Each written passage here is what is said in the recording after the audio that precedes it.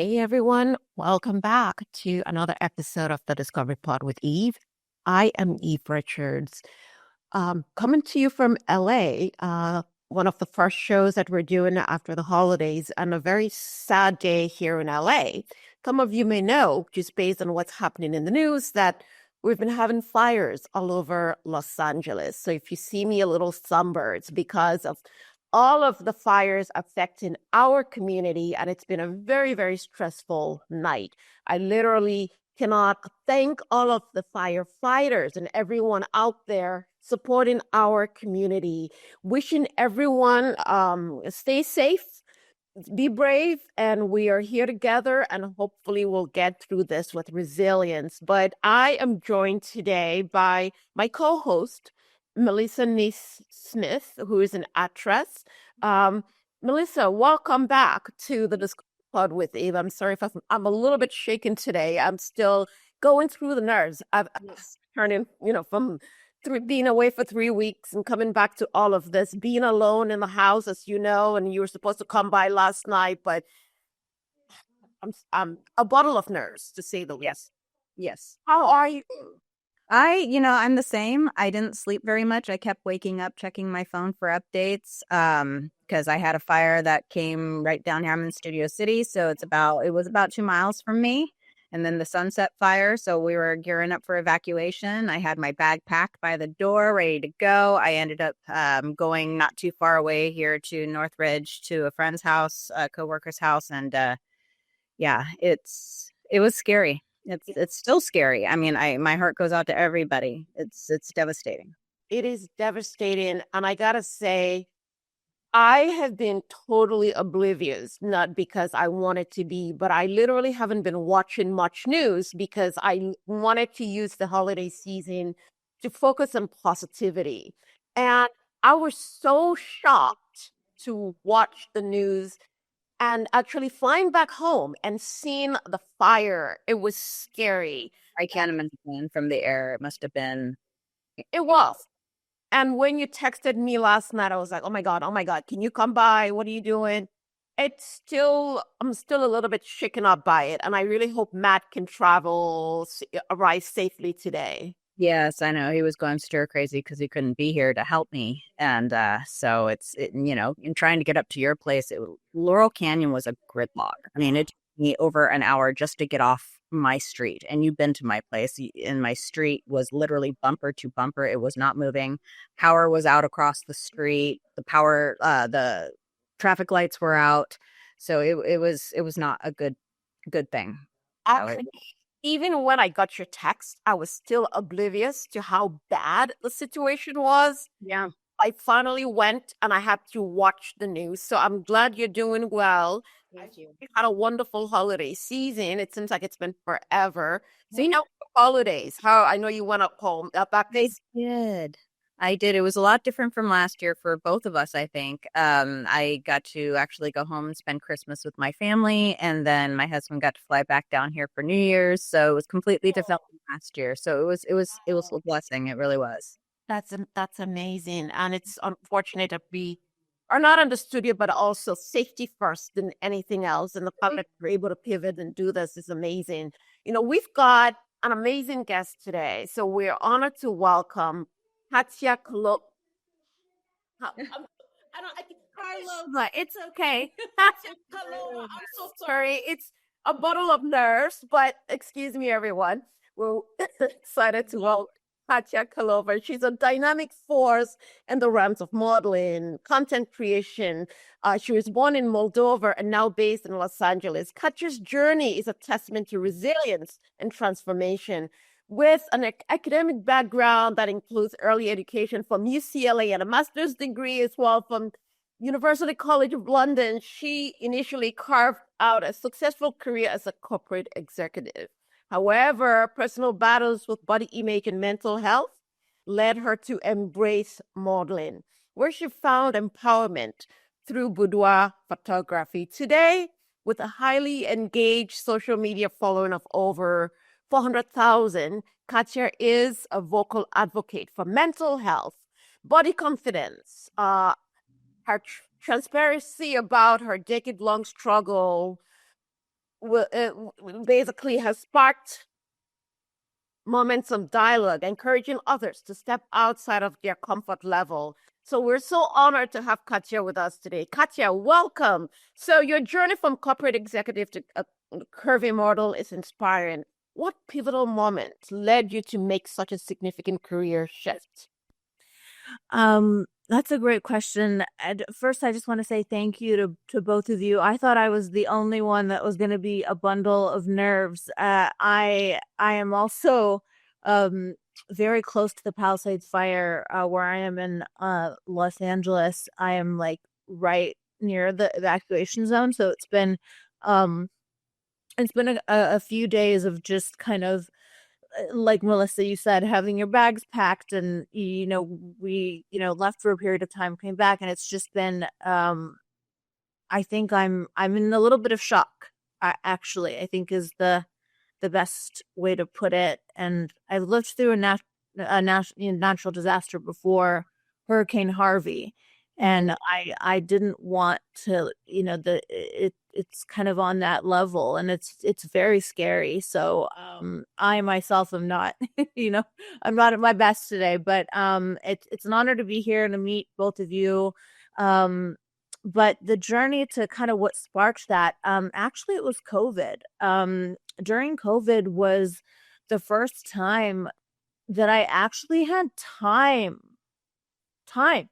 to actually to pause, to self-reflect. I mean, we are always, so busy in our in this like hustle culture, and I was going through during COVID, I actually had the time to meet with a therapist regularly, and actually get into an exercise routine. I mean, I also like baked banana bread and cleaned my entire house like 15 times, but I also had time to actually think about, like, my body image issues ran really deep. I had body dysmorphia probably since I was in my teens, and I never really sought help for it. I was always like, if I just achieve something else, it'll fill that hole. If I just, get this promotion, it'll fill that hole. And I kept on that way for a long time. And then COVID forced me to stop.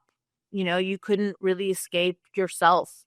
It was like, there I was with just me and my thoughts. And it was like, it was time to confront it and to think about it. And I, had no choice but to take it head on. And I'm grateful for it now, for that, trying to turn a negative into a positive. And it ended up being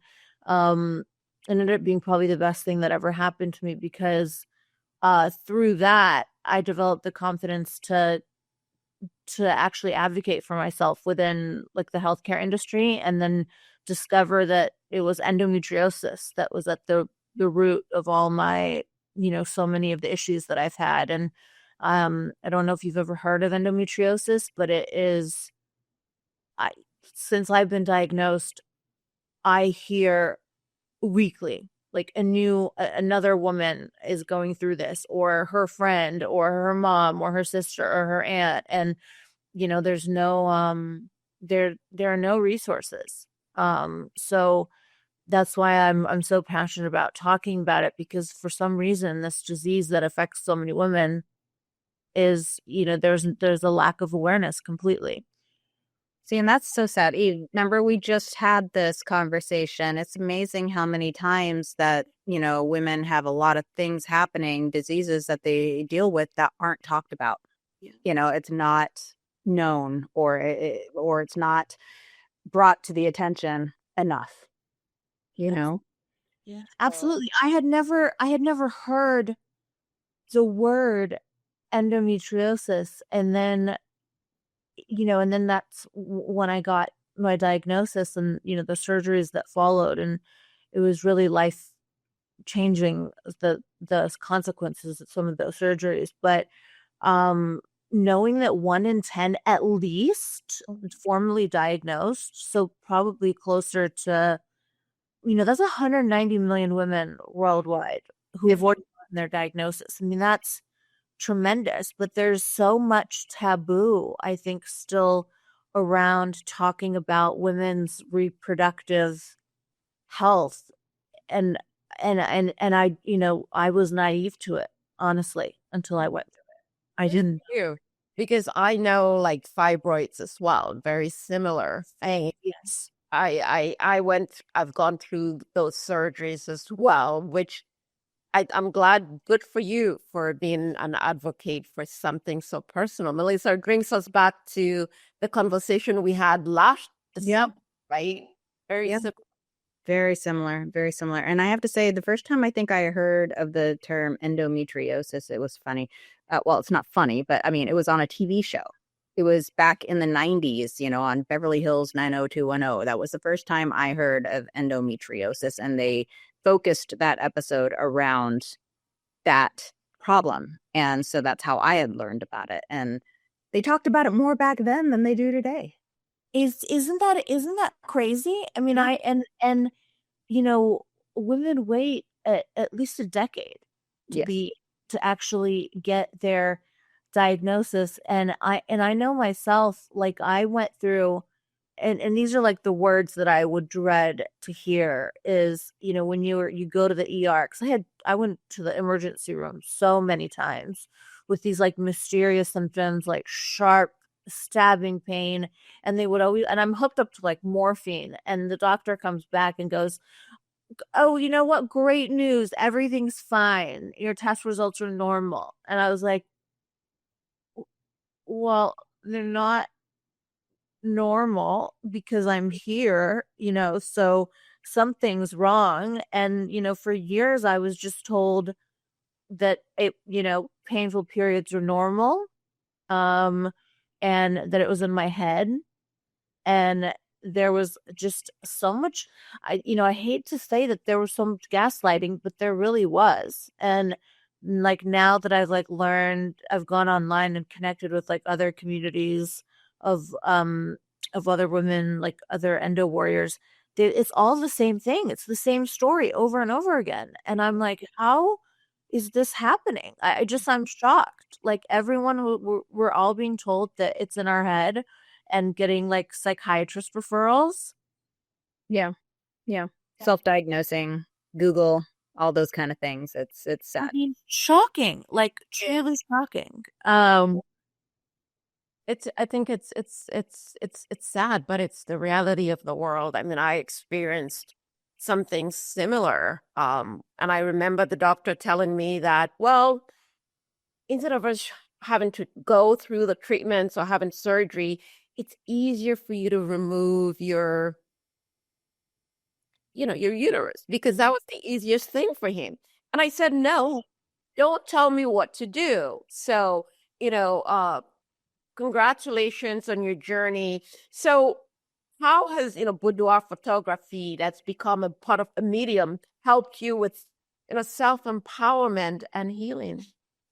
I think boudoir photography is one of these types of photography that I think it's so under recognized, but it can be so powerful Mhm. because if you've ever had any body image issues or gone through, something that makes you not feel good about your body. I think people under recognize what an impact that has on you as a whole.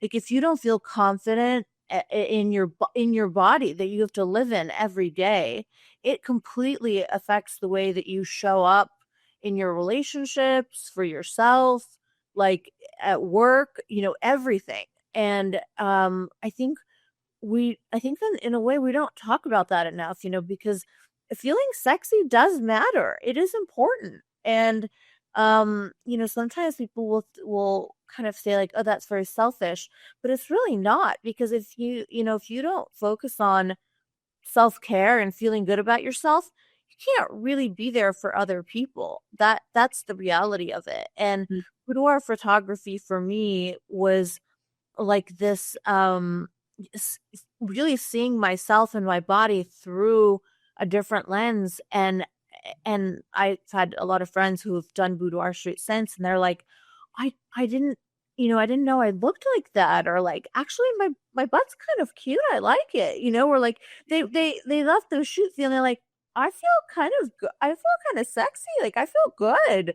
And and in a way, like they almost felt guilty for, something that felt like indulgent, but that's the thing. It's like we're almost hardwired to feel guilty about doing something that is like a form of self-care, even though self-care isn't selfish, like but we as women are the caretakers typically, in families, and look after everybody else and kind of forget to look out for ourselves and look after ourselves. So for me, boudoir photography is like taking the time to celebrate being, glamorous and feeling beautiful, and honoring your body and loving, your curves, and celebrating femininity, and a lot of these things that I think that sometimes we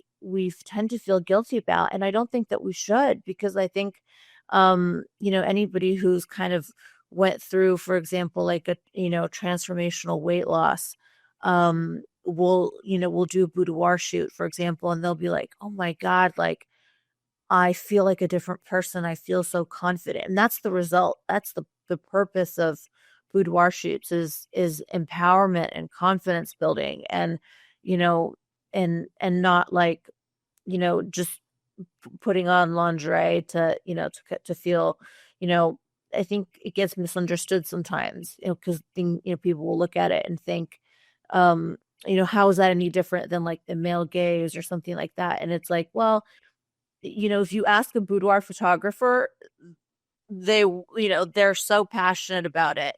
It's all about empowering the model and making her feel beautiful, whether she's wearing, he or she. Men can do boudoir shoots too. And actually, I've seen some fabulous ones, but it's all about feeling beautiful, and celebrating our bodies instead of picking them apart. Like, I think, anybody, from like a millennial to a Gen X is very used to picking apart their body, versus celebrating it.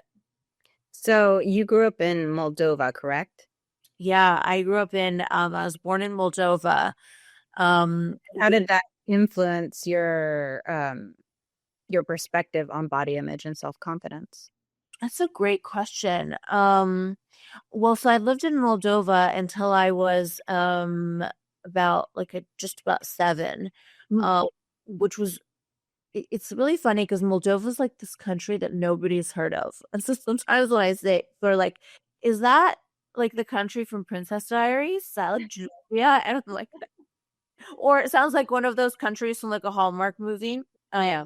Where they're like and I wish Fantasy place.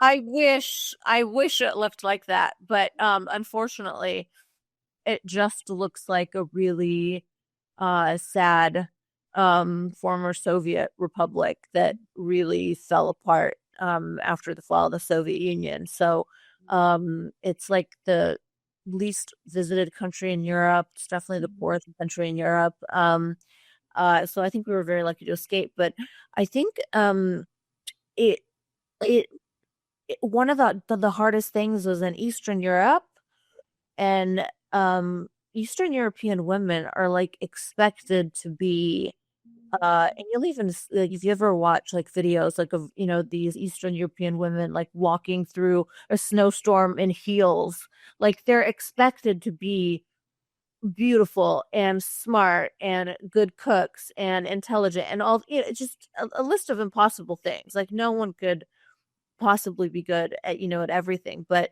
I remember that was growing up, my mom would always tell me, she'd be like, stand up straight, posture, posture. So very like immigrant, very traditional kind of Russian Soviet upbringing. But I remember like being young, and my mom would always say like, you need to love yourself first. And I remember I just like didn't get it. I was like, whatever, mom, I don't like I don't understand what you mean, and I don't get it, and I don't understand why you won't let me get highlights. Like, Yeah. I just I just didn't I didn't really get it. But I think, in Eastern Europe it's even harder because the beauty standards are so high that um it it is difficult to I think even like my Eastern European friends, like they also will say the same thing, that like their parents are ultra critical regardless of whether they lose 10 pounds, gain 10 pounds. There's always a criticism waiting, but I think that's just Russian slash Soviet parents. Okay. So, how do you define self-love and what practices have been instrumental in your journey towards it? Yeah, I think for me, self-love is it's like that little part of yourself. It's something that I think no one can really take away from you, but it's actually very hard to cultivate.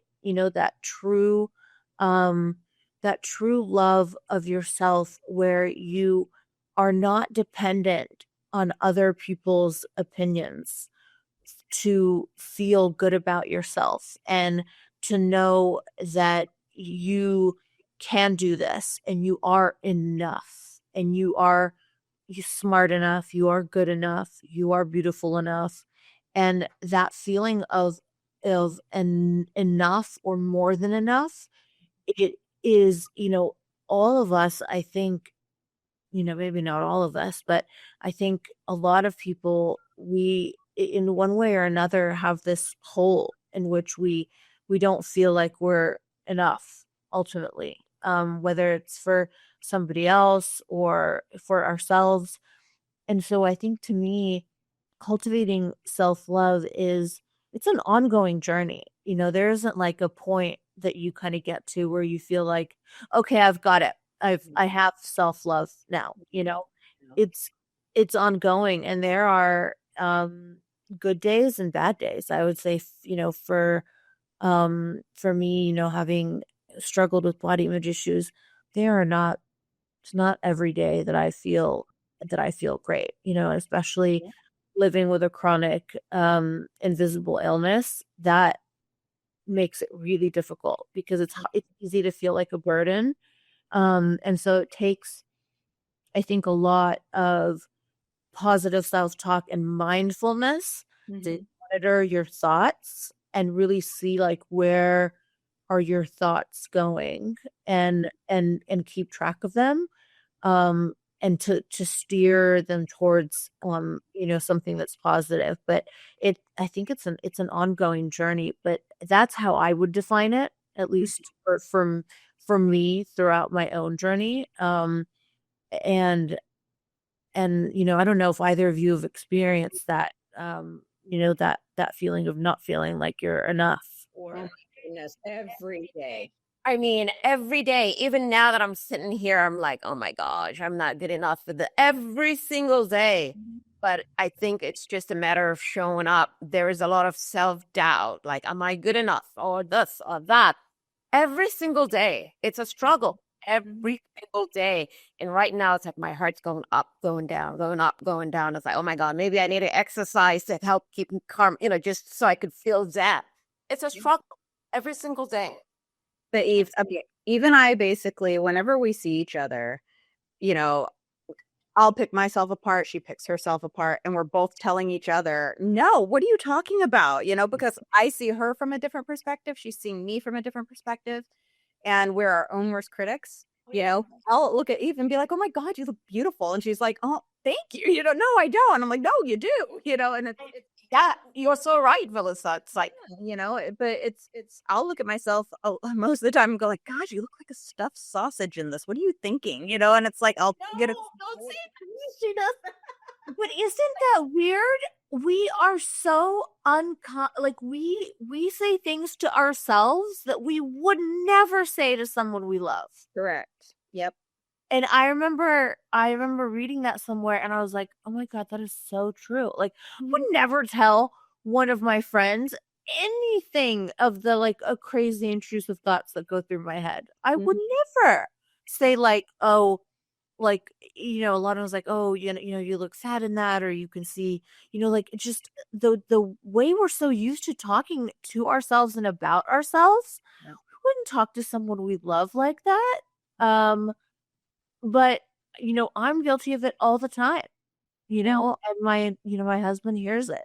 He's Yes. Mine. the one who has to be like, and was the one that was like, look, you really need to get a handle on this, because the way that you perceive yourself is not accurate. Like, that is body dysmorphia. Like, you really do pick apart yourself in ways, and you need to see yourself from a different perspective. um and so that's why I think I recommend boudoir shoots for anyone, because like Wow, when you Melissa, get when you get those pictures back, you feel different. that's something she and I would. I mean, I know I struggle every single day. Like she's like, no, Eve, you look amazing. Like Mhm. And you both look amazing, and you're both beautiful, and Mhm. truly, like, that is the absolute truth. But See, Matt gets mad at me, Eve. It's funny because my husband gets mad at me. And one time he actually made me kind of go back, like, what? Okay. And he was like, you know what? I'm going to say, he was like, you know what? You're pissing me off. And I was like, I'm sorry. I kind of got the attitude back. I'm sorry. He was like, quit insulting my wife. I don't appreciate it. And I was like, huh? It really took me aback because I wasn't expecting yeah, that response. isn't that exactly? And my husband has said the same thing Mhm. for to me as well. Like, you are insulting. It's like someone I love, and you do it all the time. And it's like, when you get called out like that, No, right? I think what to say. like, how dare you say something so true? Yeah. yeah. I think for me, what I'm trying so hard to do nowadays is I've never done it. I never compare myself with anyone because everyone is different. You've got people who are single. I mean, not single, people who are skinny or people who are this.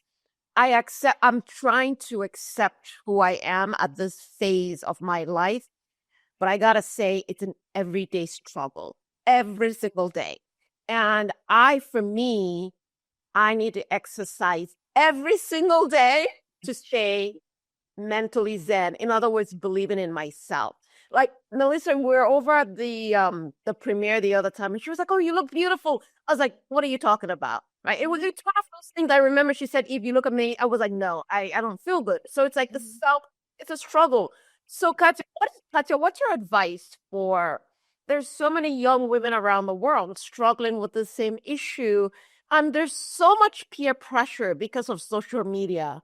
You look at someone on Instagram, they're perfect. Oh, the filters, they look incredible. So how do you advise someone who is struggling with the same issues? Yes. Yeah, God, I can't imagine growing up with social media. I say that all the time. I mean, like, God, like, high school was bad enough. Like, Yeah. the idea of I finally watched, I think, like, Euphoria, or something, that and something else, and I was like, like, their entire lives are just documented for all of their, all of their friends to see.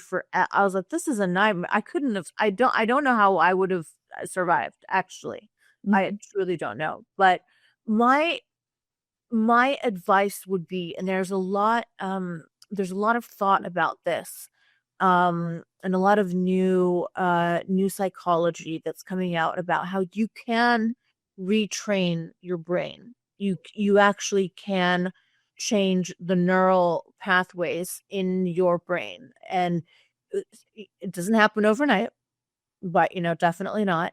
But if you actually keep like a gratitude journal, and you instead write positive things about yourself, and you write the things that like, I love I'm grateful for my eyes. I love my eyes. I love my hair. Like it's gradual. But if you actually, and you have to write it down. So I know that's hard for teen, because I don't even know if they learn like penmanship the way we. No, they don't. Cursive writing is no longer. That just shocks me, but makes sense. But actually, the act of writing it down is like does something to your brain to help you memorize it, and like framing these positive statements, whether you believe them right now or not. Like, let's say you want to believe them, and getting into that practice of saying positive things to yourself every day, like in the morning and at night. And I know it sounds like, like, who has the time for this? It literally can be fast. You can put it on your, your vanity mirror or something up, and put it up there and read it every day. And I would say the biggest one is, do not compare yourself. Just like you were saying, Eve, do not compare yourself to others. That is probably the biggest one, because what I think, and it's, I actually, had I listened to my mom, I think she was trying to say that when I was growing up, and I think I wasn't listening. But and I do think that this like newest generation is better about celebrating individuality in a way that I don't think was the same. I think like when I was younger, but not comparing yourself to others is probably the key thing, because you have no idea like what you see on social media. It's like, there's filters, then there's editing, and there's and I'm not saying I'm for one or the other. Like, I don't believe that you have to, wear no makeup, because it becomes this debate of like, where does it end? Do you not wear any makeup? Do you, not get any, and I don't want to get into that debate with people, because I think it's an individual decision, for everyone. Like, on the topic of even like plastic surgery, like if it's really going to make someone that much happier to do, get a nose job, like let them get the nose job and leave them alone, like live and let live. And that's why I think you just, getting out of that comparison, because that comparison is the thief of joy. If you spend your life scrolling and just looking at what everybody else is doing, I mean, it's happened to me before. Like, if I don't spend that much time on social media, actually, because when I get into that scrolling mindset, my mental health like declines. Oh yeah. And it's literally happened to me where I'll be like, I'll feel good about myself, and then like an hour of kind of scrolling, all of a sudden I'm like, I don't feel good about myself anymore. So, I don't have all the answers, but I will say that, my biggest piece of advice is, it's your journey and nobody else's, and there's nobody else like you. Everyone really does have their own unique kind of beauty. And they're even if you've read stories of famous actresses and supermodels with a really unique look, they were told no, that they weren't beautiful by a lot of people. It's just about who will appreciate it. But one thing I always remember, and I actually heard this at a corporate conference, and it's about how Instagram really is just like your resume. It's your highlight reel of your life. It's all of your successes, the best pictures, right? So somebody was talking about, this is a famous academic, and he was incredibly accomplished, but he talked about, he put up on the screen his resume, which was like, it was like Yale, Harvard, multiple PhDs. I mean, he worked at incredible companies. And then he put on the screen his resume of failures. And it was every program that rejected him, every school that he didn't get into, the jobs that he didn't get, the fellowships that he wasn't selected for. And that resume was like 20 pages long. It was like everything he hadn't achieved. And so that's one thing that he said. He's like, you never see the failure resume. And that's what social media is. It's like your resume. It's all the highlights, the best pictures. You never see the rest, but believe me, it's there. I'm not Alyssa because it reminds me of the conversation we had in December with, I'm drawing a blank, sorry. You remember the conversation? It was very similar to this. Gosh, sorry. Tanya? Is it Tanya? Tanya, oh my goodness. What's wrong with me? Like, that's exactly what we had with social media, right? Where we talked about this, where you feel like you have to be the best version of yourself, but it's only 2 seconds of your life that people see. So. Exactly. Yeah. Yes. That you just nailed it. 'Cause we literally talked about that even at your place when we were having lunch. We talked about that. We only show people the good sides. We're not showing anybody what actually happens in life. We let them see what we want them to see. Oh, yeah. There's so much more. Exactly. And I don't know, and part of me, wrestles with this, and I haven't figured this out because part of me, like when I was in the hospital for endo flares, part of me, I ended up sharing some pictures, but then part of me was like, do people want to see this? Or is this going to look like I'm, oversharing or something? Yes. Sympathy. And so I felt like I don't know what to do. Like I want. Yeah. I mean, in one regard, it's like you're sharing because you can help someone else. I battle with that every single, like, God, why and on earth am I sharing this info? I'm like, Eve, what is wrong with you? Then I'm like, okay, you're doing it because someone can learn from that. So you're so right. And so what's next for you? I mean, tell us. It's 2025. It's it's the new year. I don't know. We don't know when this episode is going to air, but whenever it airs, it's 2025. What's coming up for you? So the most exciting thing is I am writing my first book. Words I never thought I would say, but I also never thought I would like wear lingerie on a balcony in a boudoir suit, so that new things keep coming. But I'm writing my first book. It will be out this summer, 2025. And it's going to be about kind of my journey, from Moldova to. So I'm hearing that music. I can't believe it. Oh my goodness, it went by so quickly. We're like literally down to the last few minutes. So if you could have dinner with 3 people, dead or alive, who would it be and why? Oh my God. I don't.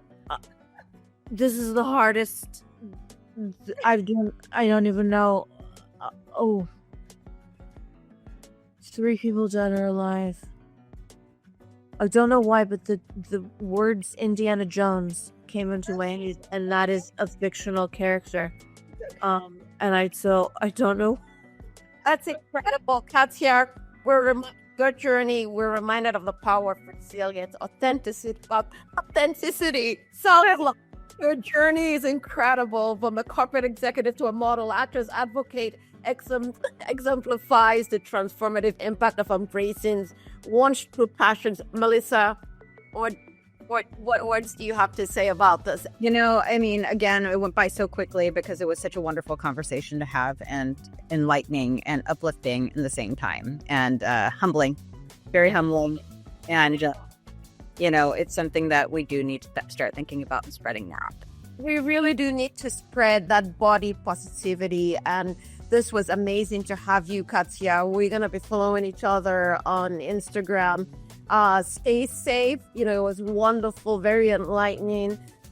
Roger, thank you so much for producing Tony Sweet. I know you're sick. I hope you feel better. Melissa, I hope to see you soon. It was so good. You stay safe. Everyone stay safe. We love you. Sorry, world. Please make sure you watch this episode on the Discovery Pod with Eve's YouTube channel, or you can listen to us on your favorite podcast platform.